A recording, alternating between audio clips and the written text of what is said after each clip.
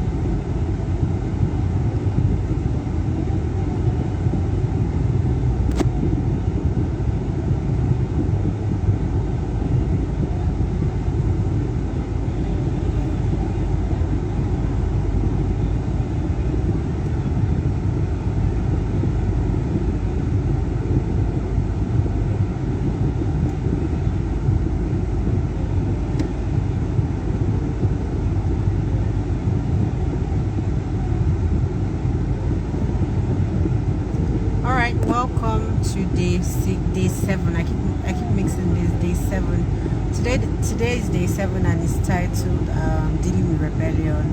And welcome. We're looking at the devotional title, The Wooing, 31 days of responding to Abba's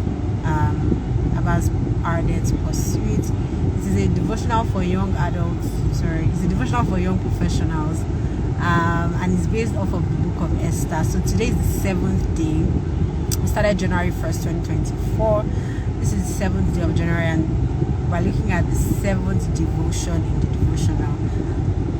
Apologies. Day 7 is titled Dealing with Rebellion. Happy Sunday. I hope you had a very good time at church. I'm still I had to quickly rush out of service till I could do this 12:30.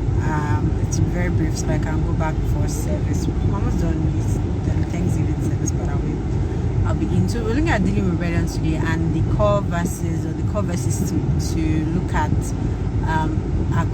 are the verses in Esther chapter 3 verses 1 to 14.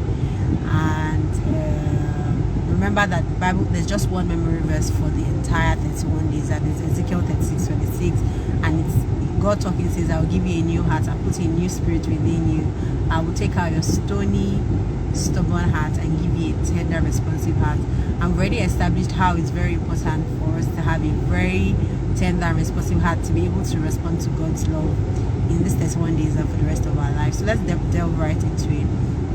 Dealing with rebellion, for the first time in the first 3 chapters of Esther, we see Haman comes up for the very first time. If you read verse 1, you see that when Vashti had her episode, for lack of a better expression, there were 7 wise men, 7 advisors that the king had.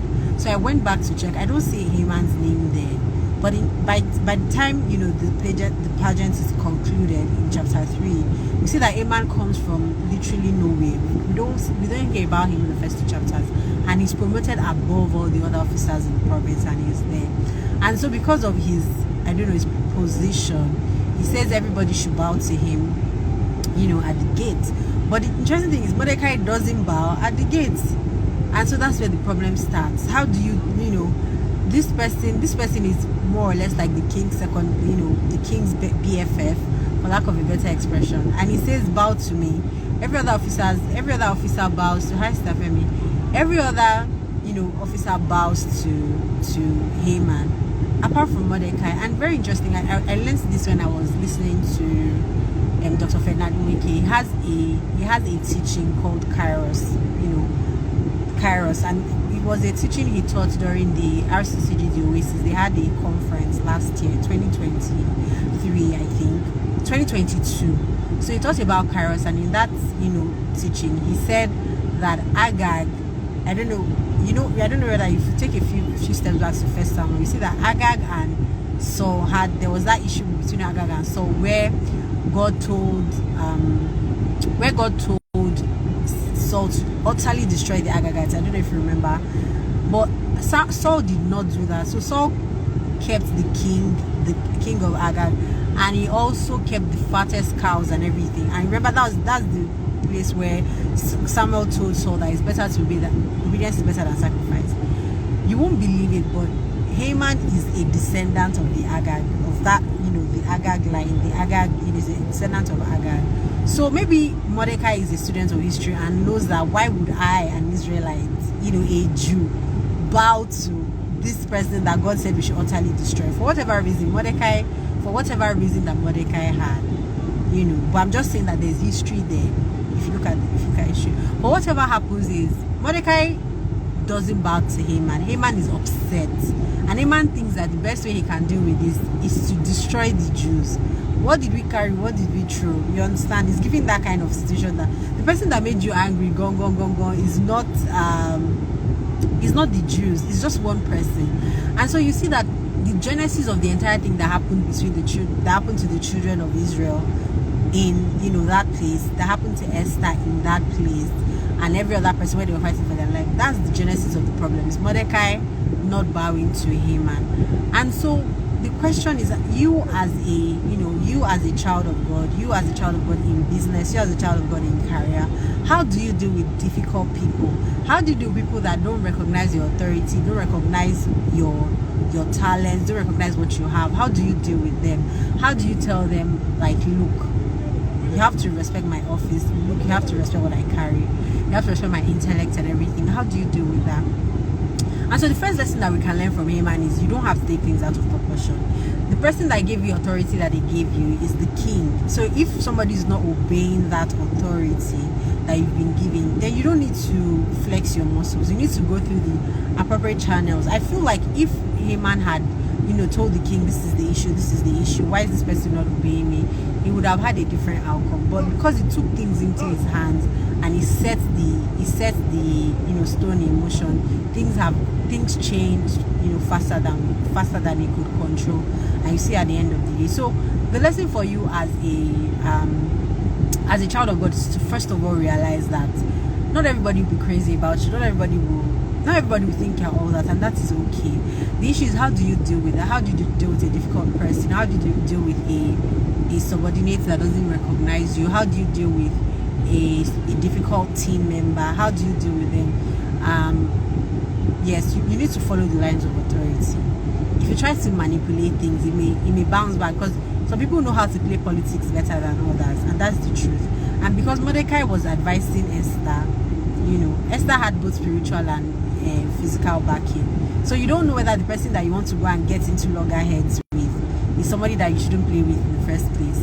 So you need to be able to use the established lines of communication or lines of authority to do what you have to do, and say, this person is there. Don't try to take things out of proportion. Don't try to set leg for people. Don't try to be manipulative and try to do like, do you know who I am?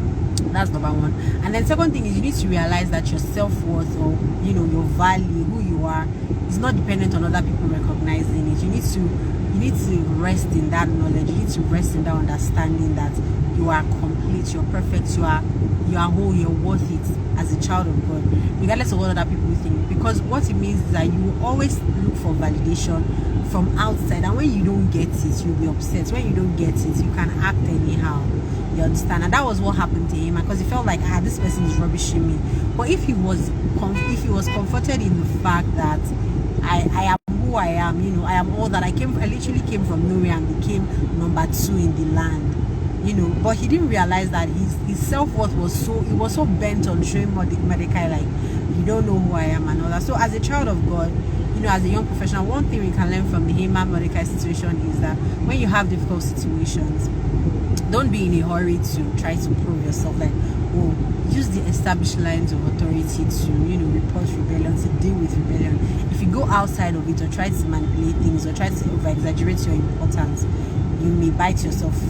You may shoot yourself in the foot. Second thing is, your importance is not dependent on what people say, whether people respect you.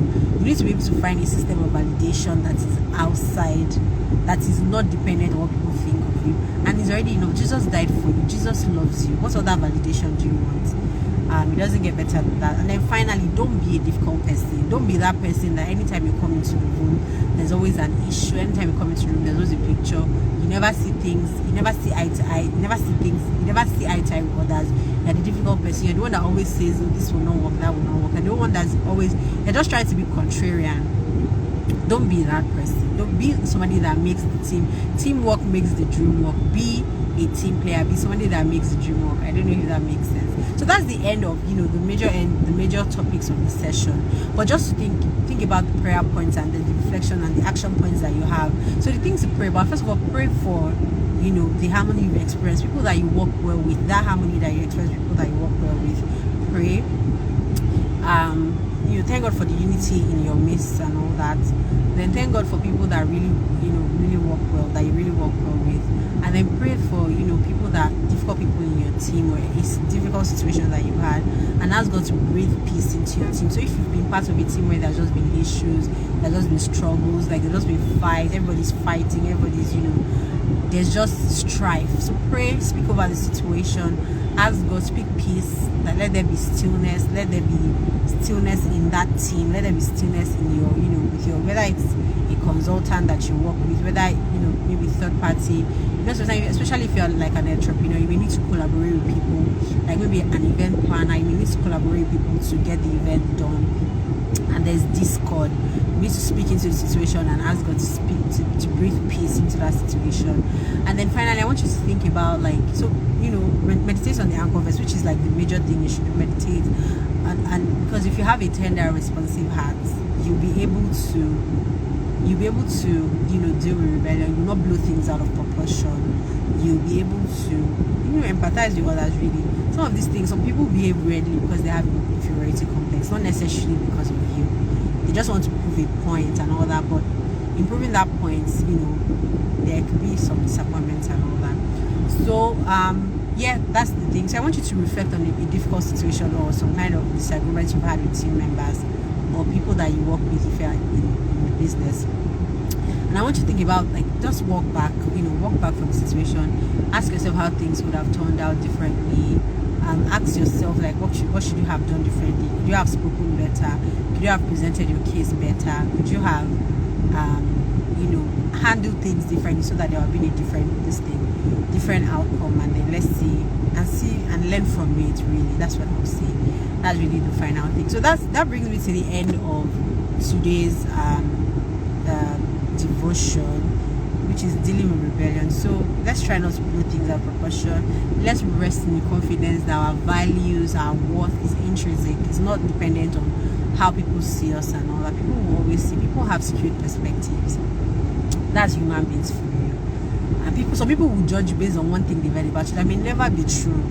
You understand? People will pick sides. Some people fight with other people. Some people make life because their friends don't like that person. I've met people like that. Like even me too. Sometimes when my friends say something, my initial reaction is to say, "Oh, this person must be real." But I just realized that there always more than one side to your story. And then when you hear from that person, you don't tell your friend, and it's not like that too. This person didn't mean A, B, C, D, E, F, G. Anyway, so that's the end. That's the end of today's devotion. See you tomorrow, same time at 12:30 p.m. Apologies for the shaking hands and all. I had to step out of church to do this in the car. So, but I hope that you were blessed, and I hope the sun is not affecting the lightning. But I hope you were blessed, and I hope I'll see you again tomorrow by 12:30 p.m. God bless you. Keep reading. Remember, the version is available on Seller and Amazon. Make sure you get your copies. Make sure you pay for access to it because it's just on Kindle for now, and then for Seller is read online, so that I'll be able to discuss and you can take part in the conversation. Thank you so much. See you some other time. Bye.